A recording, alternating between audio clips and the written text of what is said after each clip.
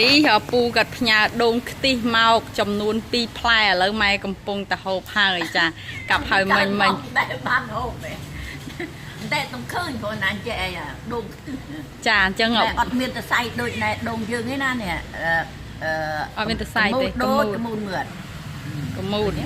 កមូតដូតកមូតឡើយនិយាយពីរសជាតិមិនដែរម៉ែសាបល្មមសាបឆ្ងាញ់អត់ដាច់តាំងពីកើតពុះម៉ែមកដាច់ហូបឲ្យចង់ហូបទៀតអត់អេខ្លាយ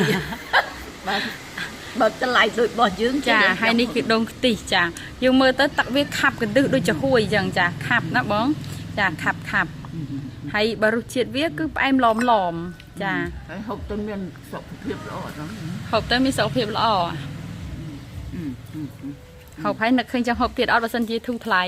បើធូរថ្លៃ1500អីហ៊ានហូបចង់ហូបដល់2500ទឹកលុយហូបត្រេនហើយនឹងដូងខ្ទិះចង់ហូបមួយណាទេទៅបានម្ដងនេះហើយចង់ពីត្រេនត្រេនអត់ចេះចិត្តនេះត្រេនចង់រហូតបាទអានេះតែម្ដងហ្នឹងបានហើយចាជួយពួរណែអូនពលក់ណាឲ្យបានកើងដែលបងថាអូនឯងវាដូចខុសគេបានដូងខុសគេដែរមកប្រទេសកម្ពុជានេះមានម្ដង